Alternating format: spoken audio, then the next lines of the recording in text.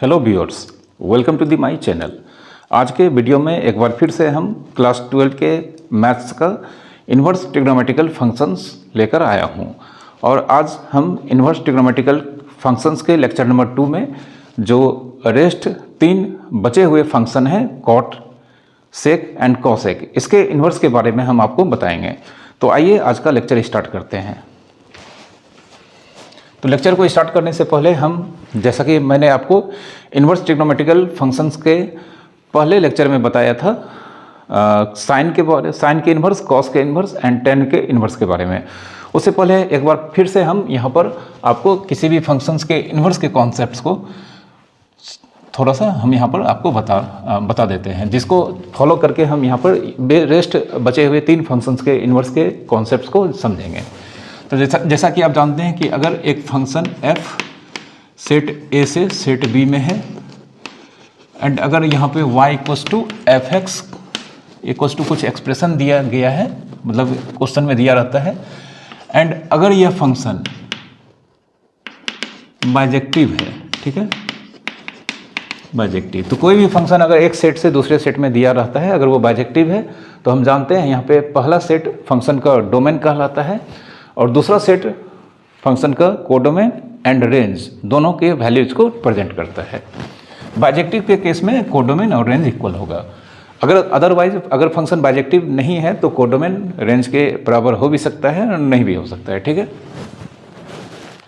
तो देन अगर कोई फंक्शन A से B में बाइजेक्टिव फंक्शन होता है तो हम जानते हैं वह इन्वर्टिबल भी होता है। तो देन f इज इन्वर्टिबल।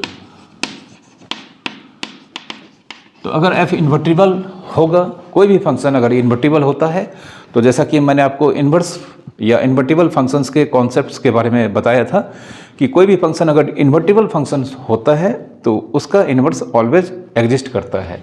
तो हेंस f इन्वर्स, यह अगर f A से B में है तो इसका इन्वर्स f इन्वर्स B से A में होता है, B से A में एक फंक्शन होता है। एंड f इन्वर्स, चूँकि f के पास x है तो यहाँ पे f इन्वर्स के पास, चूँकि f की वैल्यू y है तो f इन्वर्स के पास यहाँ पर y होगा और जिसका आंसर हमें x मिलेगा, ठीक है। साथ ही साथ हम यह भी जानते हैं कि f inverse OF identity function होता है एंड f इन्वर्स यह भी आइडेंटिटी फंक्शन होता है। यह मैंने आपको पिछले लेक्चर्स में इन सब के बारे में बताया है और डिटेल्स में मैंने आपको इसके बारे में इन्वर्टिबल फंक्शंस के कॉन्सेप्ट्स जो कि फंक्शंस के अंडर आते हैं उसके लेक्चर्स में वहाँ पर मैंने आपको इसके बारे में बहुत ही अच्छी तरह से बताया। आप जाकर वहाँ पर इन्वर्टिबल फंक्शंस के कॉन्सेप्ट्स को देख सकते हैं, आपको सारे फैक्ट्स बहुत ही अच्छे तरह से आसानी में समझ में आ जाएंगे, ठीक है।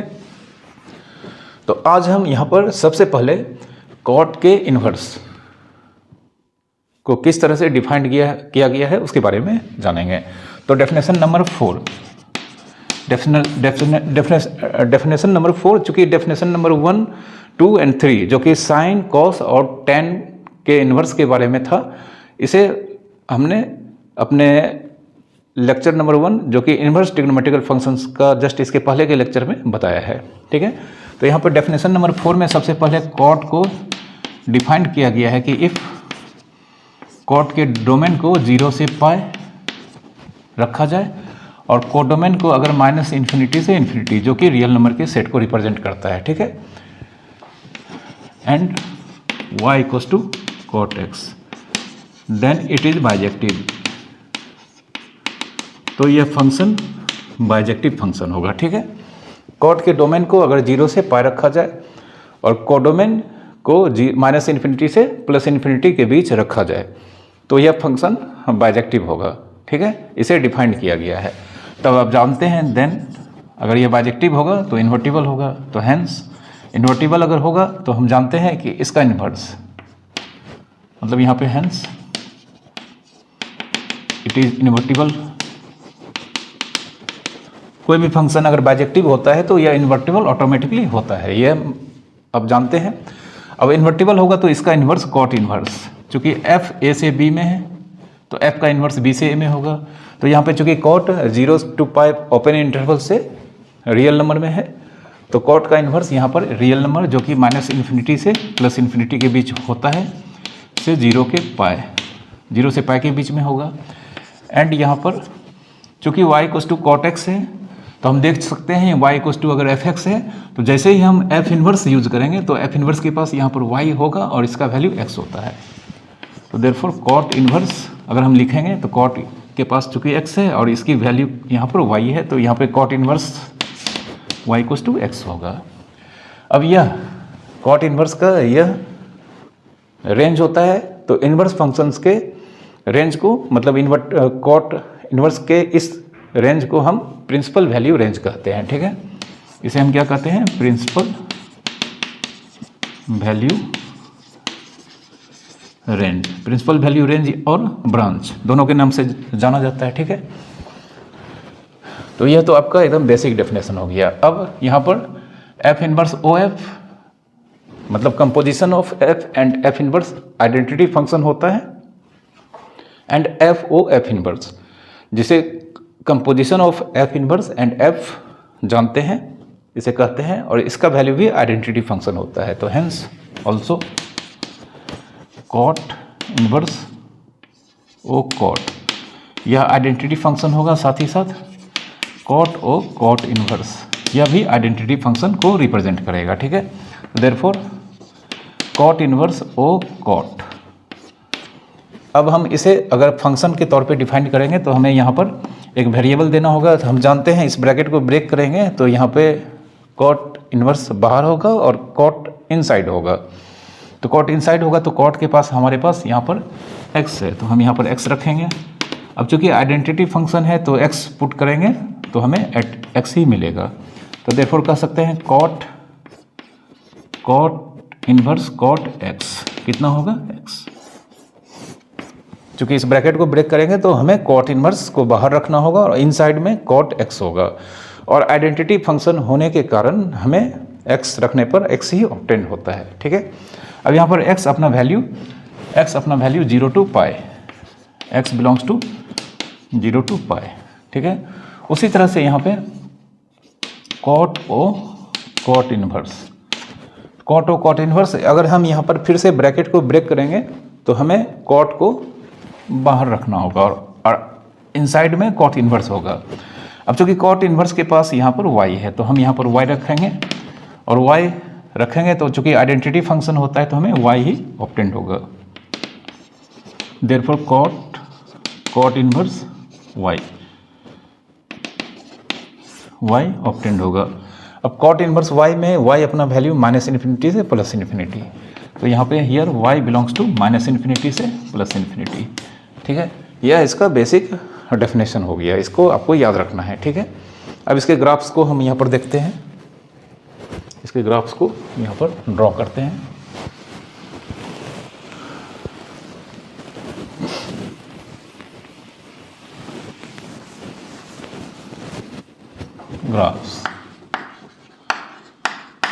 ग्राफ में सबसे पहले चूंकि यहाँ पे y = cot x में हम जानते हैं x belongs to 0 to pi and y belongs to -∞ to +∞। तो इसका ग्राफ आप जानते हैं, इसके ग्राफ को हम 0 to पाई, तो यह 0 हो गया, यह π/2 और यह पाई। ठीक है, तो 0 और पाई यह एक्सक्लूडेड वैल्यू है, तो यहाँ पर 0 के पास जो हम सर्कल बनाएंगे वह वैकेंट होगा और पाई के पास जो सर्कल बनाएंगे वह भी वैकेंट होगा। ठीक है, तो अब अगर हम x 0 के आसपास रखेंगे तो कॉट का वैल्यू इन्फिनिटी के आसपास होता है, तो हमारा ग्राफ कुछ ऐसा होगा, और कॉट π/2 के पास वैल्यू हमारा 0 हो जाता है। ठीक है,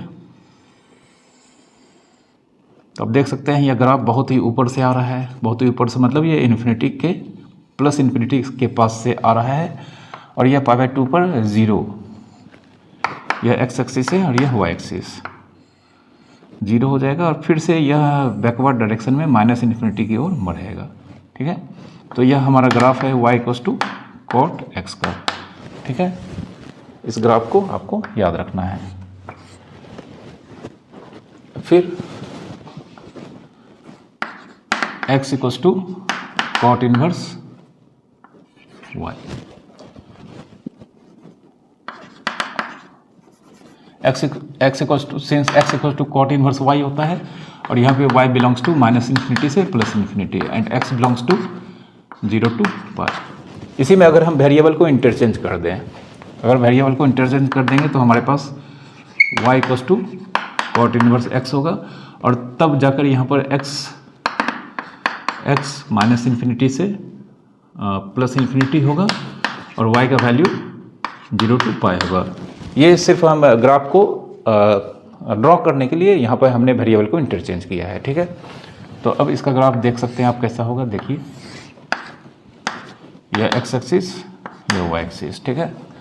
अब इस बार हमें y के वैल्यू को 0 to पाई के बीच रखना होगा, तो यह 0 है, और यह मान लेते हैं हमारे पास पाई का वैल्यू है, और यह π/2, 0 पाई, और यह π/2, और इधर हम जानते हैं प्लस इन्फिनिटी, और इधर हमारे पास अगर हम इस तरफ एक्सटेंड करेंगे अपने वैल्यूज़ को, माइनस इन्फिनिटी ऑब्टेंड होगा, ठीक है। इसका ग्राफ कुछ यूँ होगा,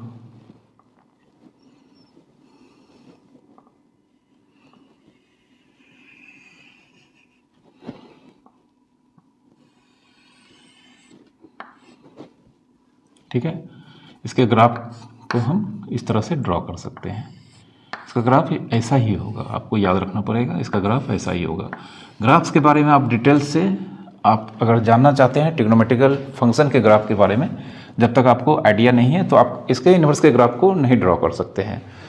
तो यहाँ पर आपको इस ग्राफ को याद रखना होगा, क्योंकि हम जानते हैं, जैसे यहाँ पर देख सकते हैं कि 0 पे कॉट का वैल्यू इन्फिनिटी की ओर आता है, तो यहाँ पर भी 0 के मतलब अगर y का वैल्यू 0 लेंगे तो x का वैल्यू इन्फिनिटी के आसपास होगा, फिर y का वैल्यू अगर π/2 लेंगे तो x का वैल्यू यहाँ पर आप देख सकते हैं 0 के आसपास होगा, मतलब 0 होगा, और y का वैल्यू अगर हम माइनस पाई के आसपास रखेंगे तो x का वैल्यू माइनस इन्फिनिटी की तरफ मूव करेगा, ठीक है। तो यह हमारा ग्राफ है y equals to cot inverse x का, ठीक है। इस ग्राफ को आपको याद रखना होगा, क्योंकि एग्जाम में सिर्फ ग्राफ्स को ड्रॉ करने सिर्फ ग्राफ को ड्रॉ करने का भी क्वेश्चन पूछा जाता है, ठीक है।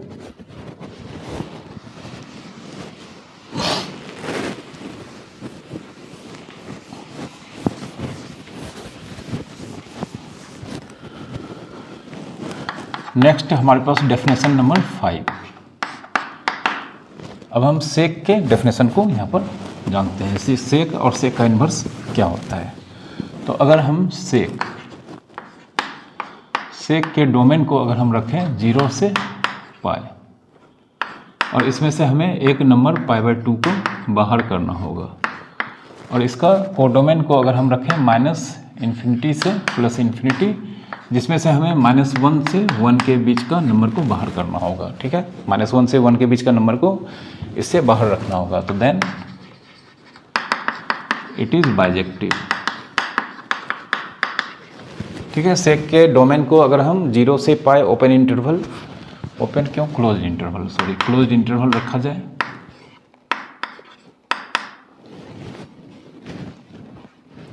और इसमें से सिर्फ 0 से पाई के बीच चूंकि π/2 आता है, तो इसे हम यहाँ पर इस इंटरवल से बाहर रखेंगे, और कोडोमेन को अगर हम रियल नंबर, लेकिन इसमें से -1 to 1 इसके बीच के नंबर को अगर हम बाहर कर दें, ठीक है, तब जाकर यह फंक्शन बाइजेक्टिव होगा। बाइजेक्टिव होगा तो हम जानते हैं hence it is invertible.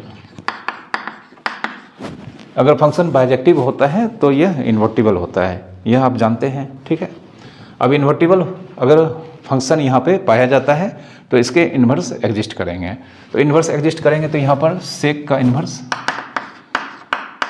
Inverse हमें माइनस इन्फिनिटी से इन्फिनिटी, इसमें से हमें बाहर करना होगा -1 से 1 के बीच 2, चूँकि हम जानते हैं सेक का इन्वर्स इस सेट से इस सेट में होगा, 0 से पाई, इससे हमें बाहर करना होगा π/2, और यह सेक के इन्वर्स का रेंज हो गया, जिसे प्रिंसिपल वैल्यू ब्रांच या प्रिंसिपल वैल्यू रेंज बोलते हैं, प्रिंसिपल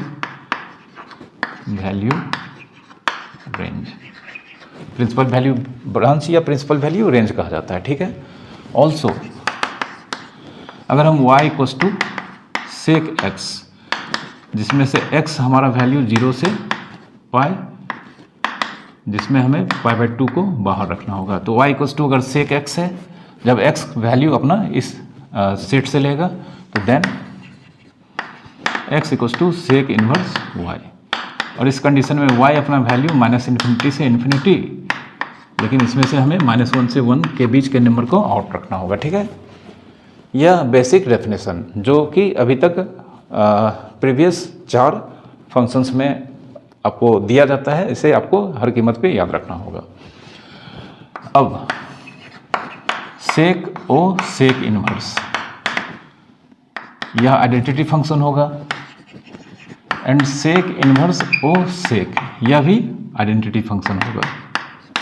ठीक है, सेक इनवर्स एंड सेक का कंपोजिशन आइडेंटिटी फंक्शन होगा, एंड सेक इनवर्स इसका भी कंपोजिशन एक आइडेंटिटी फंक्शन होता है। आप फंक्शंस के कॉन्सेप्ट में ये सब जानते हैं, तो मैंने बस इसे यहाँ पर फिर से एक बार रिपीट किया है।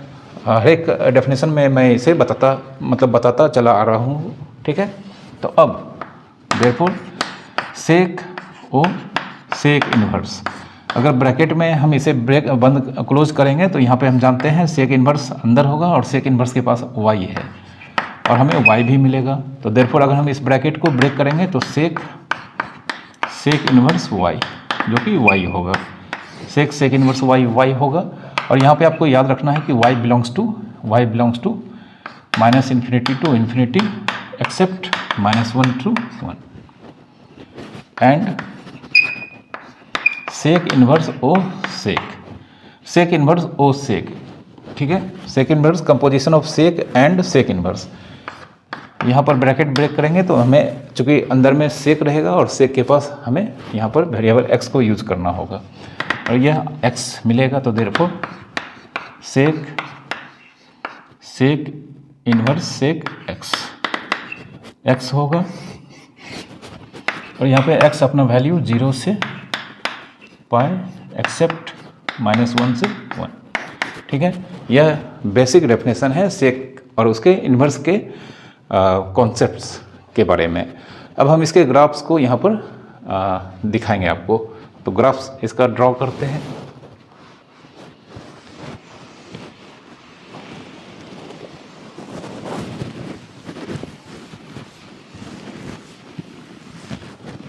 ग्राफ्स यहाँ पर किस तरह से ड्रॉ करते हैं आपको ध्यान से देखना है। तो सबसे पहले हम y equals to sec x, जिसमें x का वैल्यू हमारे पास 0 से पाई -π/2। ठीक है, इसके ग्राफ को हम यहाँ पर ड्रॉ करेंगे। यह x एक्सिस हो गया, यह y एक्सिस हो गया। ठीक है, तो x एक्सिस में हमें यहाँ पर 0 है और यहाँ पे हम मान लेते हैं पाई है, तो π/2 हमारे पास मिडिल में होगा, और ये 0 से पाई के बीच π/2, यह हमें यहाँ पर x के वैल्यू में मतलब शामिल नहीं करना है, इसलिए हम यहाँ पर π/2 पर एक सर्कल बनाएंगे जो वैकेंट होगा। ठीक है, और इस पर हम एक डॉटेड लाइन भी बना देते हैं। ठीक है, अब हम अगर 0 पुट करते हैं तो सेक 0 का वैल्यू कितना होता है, 1 होता है। ठीक है, तो यह 1 और यहाँ पे हम ले लेते हैं -1। ठीक है, यहाँ से हम एक पैरेलल लाइन ड्रॉ करते हैं, यहाँ से भी हम एक पैरेलल लाइन ड्रॉ करते हैं। तो सेक 0 का वैल्यू 1 होता है और फर्स्ट क्वाड्रेंट में सेक का वैल्यू पॉजिटिव होता है, तो 0 से तो नीचे आएगा नहीं, क्योंकि सेक का वैल्यू 1 से छोटा नहीं होता है। तो 1 से ग्राफ हमें इन्फिनिटी की ओर यहाँ पर मूव करेगा। फिर जैसे ही हम सेकेंड क्वाड्रेंट में इन करेंगे, तो सेकेंड क्वाड्रेंट में चूँकि अब ग्राफ देख सकते हैं इन्फिनिटी पे पहुँच चुका है, तो इन्फिनिटी से फिर सेकेंड क्वाड्रेंट में माइनस होता है, और पाई पे वैल्यू कितना होता है, पाई पे वैल्यू -1 होता है। तो π/2 के बाद हमारा ग्राफ कुछ ऐसा होगा, और ये पाई पर अगर हम एक लाइन ड्रॉ करते हैं, ठीक है, तो सेक पाई का वैल्यू -1 होता है।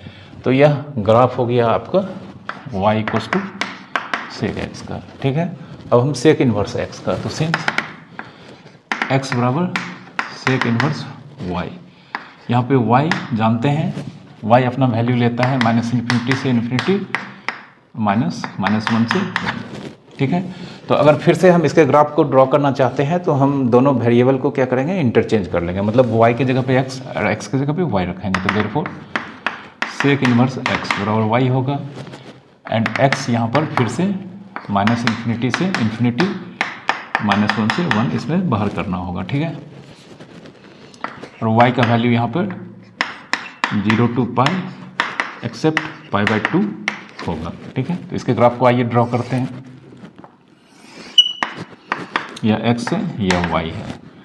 अब y का वैल्यू इस बार 0 से π, लेकिन -π/2 यहाँ पर हमें नहीं लेना है, तो ये 0 से π हमने ले लिया, और यह बीच में हमें π/2 को छोड़ना पड़ेगा, तो π/2 को छोड़ देते हैं, ठीक है।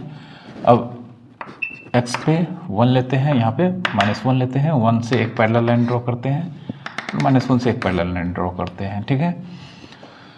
अब सेक 0 का वैल्यू हम जानते हैं कितना होता है, 1। तो सेक वैल्यू का 0 1 होता है, तो सेक इन्वर्स 1 का वैल्यू कितना हो जाएगा, सेक इन्वर्स 1 का वैल्यू हमारे पास कितना होगा, 0 होगा।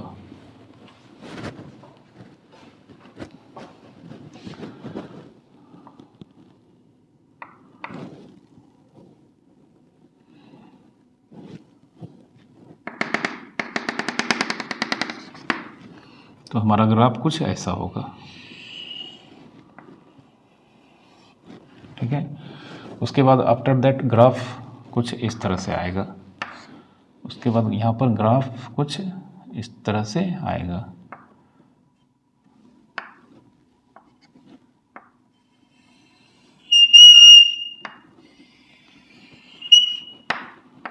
ठीक है। तो यह y = सेक इनवर्स x, ठीक है। y = सेक इनवर्स x का ग्राफ यहाँ पर इस तरह का होगा। इसे आप प्रैक्टिस करेंगे तो अच्छी तरह से इसको याद रख पाएंगे। इसको आपको प्रैक्टिस हर हालत में करना होगा।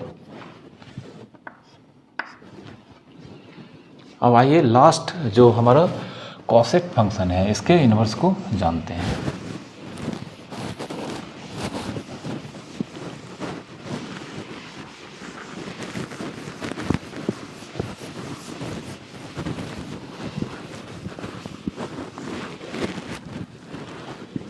नेक्स्ट हमारे पास डेफिनेशन नंबर 6, जिसमें हम कॉसेक और उसके इन्वर्स के कॉन्सेप्ट्स को यहाँ पर डिफाइन करेंगे। तो यहाँ पर डेफिनेशन दिया गया है कि अगर कॉसेक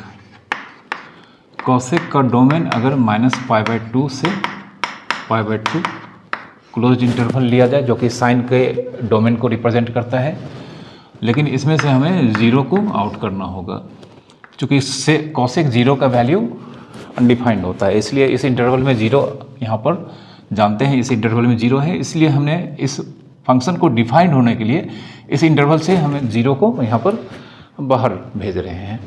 और इसके रेंज या कोडोमेन को अगर हम -∞ से +∞ एक्सेप्ट -1 से 1 रखा जाए, तो देन इट इज बाइजेक्टिव, ठीक है। कॉसेक का डोमेन अगर यह रखा जाए और कोडोमेन अगर यह रखा जाए तो यह बाइजेक्टिव होगा। अब जैसे ही बाइजेक्टिव होगा तो यह इन्वर्टिबल होगा, तो हेंस इट इज इन्वर्टिबल।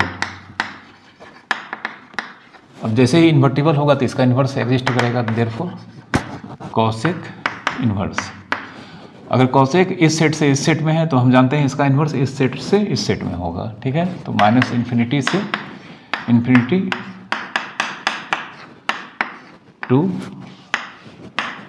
-π/2 से π/2 एक्सेप्ट 0, और यह इसका क्या कहलाएगा, प्रिंसिपल वैल्यू ब्रांच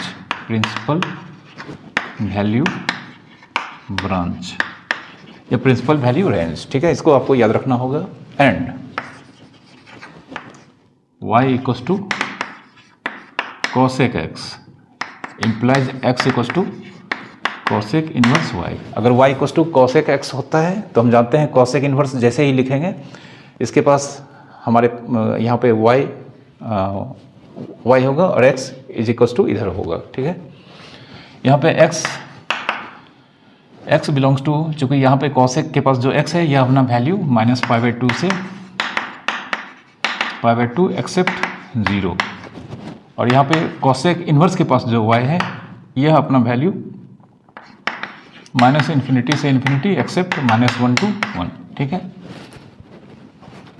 अब इन दोनों का कंपोजिशन, चाहे यह कॉसेक या cosec inverse y and cosec inverse and cosec का कंपोजिशन आइडेंटिटी फंक्शन होगा। Also cosec inverse o cosec यह आइडेंटिटी फंक्शन होगा, and cosec o cosec inverse यह भी आइडेंटिटी फंक्शन होगा, ठीक है।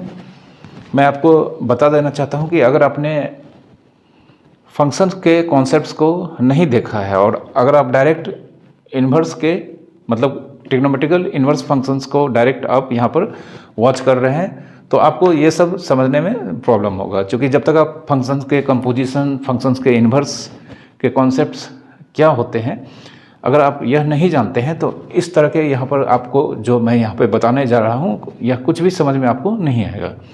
तो आप जब तक फंक्शन और उसके इन्वर्स के कॉन्सेप्ट्स को नहीं जानते हैं तो सबसे पहले आप उनके बारे में जान लें, तब जाकर आप इन सारे फैक्ट्स को समझ पाएंगे, ठीक है।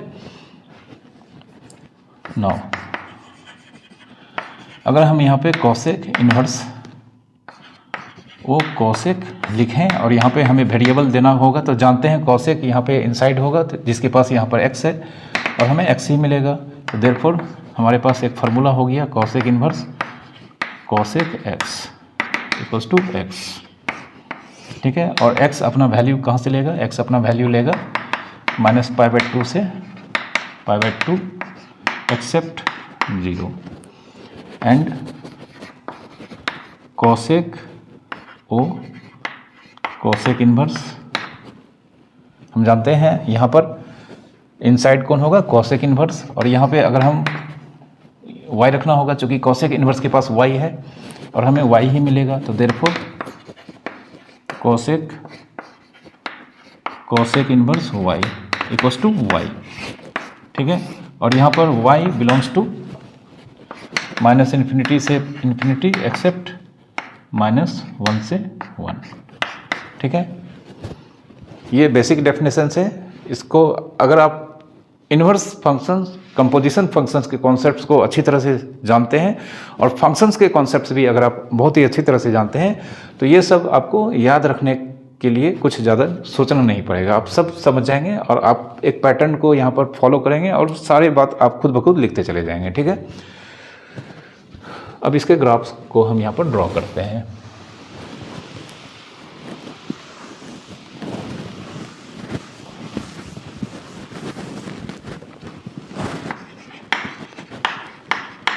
तो ग्राफ में सबसे पहले हम y equals to cosec x, जिसमें x अपना वैल्यू -π/2 से π/2 एक्सेप्ट 0 लेगा, ठीक है। तो आइए इसके ग्राफ को ड्रॉ करते हैं।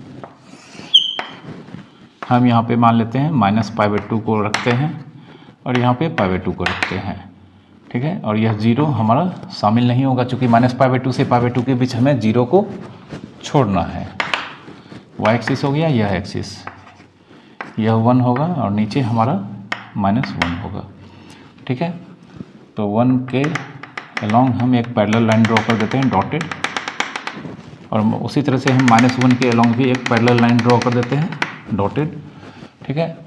अब कॉसेक 0 का वैल्यू 1/sin0 होता है, लेकिन हमें 0 यहाँ लेना नहीं है, तो कॉसेक 0 मतलब sin 0 के आसपास का वैल्यू जो कि बहुत छोटा होता है, तो 1 को अगर हम छोटे नंबर से डिवाइड करेंगे, बहुत एक्सट्रीमली छोटे नंबर से, तो आंसर बहुत ही बड़ा होगा, मतलब यह इन्फिनिटी के बराबर होगा।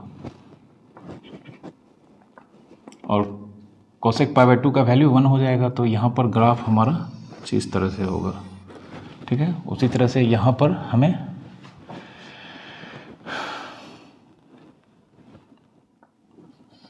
इस तरह का ग्राफ मिलेगा, ठीक है। यह ग्राफ हमारा इस तरह का होगा, y equals to cosec x का यह ग्राफ हो गया, ठीक है। अब हम दूसरी ओर x equals to cosec inverse y, जिसमें y अपना वैल्यू हम जानते हैं -∞ से +∞ एक्सेप्ट -1 से 1। तो इसका ग्राफ को ड्रॉ करने के लिए हमें वेरिएबल को एक बार फिर से इंटरचेंज करते हैं। तो देयरफॉर y बराबर, यह जानते हैं यहाँ पर यह होगा नहीं, लेकिन अगर हम take y equals to cosec inverse x, therefore x हमारा वैल्यू यहाँ पर -∞ से ∞, -1 से 1। यह सिर्फ ग्राफ ड्रॉ करने के पर्पज़ से हमने यहाँ पे लिया है, अदरवाइज ये हम नहीं लिख सकते हैं। अगर x equals to cosec inverse y है तो y equals to cosec inverse x नहीं लिख सकते हैं, क्योंकि जानते हैं कॉसेक x होगा तब वो यहाँ पर y होगा, इन्वर्स नहीं होगा। ठीक है, तो सिर्फ ग्राफ के पर्पज़ से हम यहाँ पर इसको समझाने के लिए आपको हमने यहाँ पर टेक किया है, ये होता नहीं है, मतलब हमने यहाँ पे ऐसा लिया है।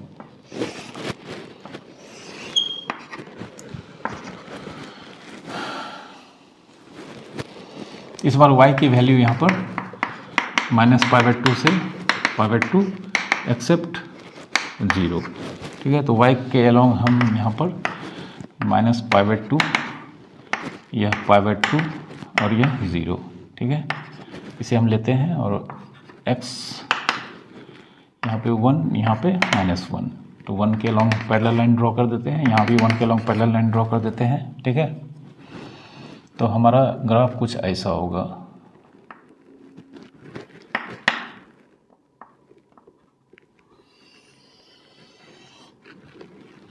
ठीक है, और यहाँ पे -1 है, तो हमारा ग्राफ कुछ यहाँ पर इस तरह से होगा।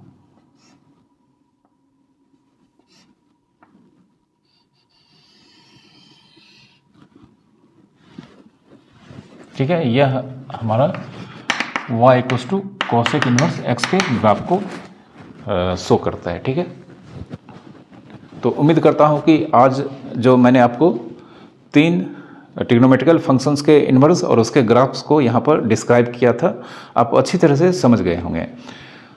तो आप इसे इस लेक्चर में 3 फंक्शन और इसके पहले वाले जो लेक्चर था जो कि इन्वर्स ट्रिग्नोमेट्रिकल फंक्शंस का है, उसके अंडर जो मैंने 3 फंक्शंस साइन, कॉस और टेन के इन्वर्स के बारे में बताया था, आप इसके बेसिक्स बातों को याद कर लें, ताकि अब जो हमारा लेक्चर होगा वह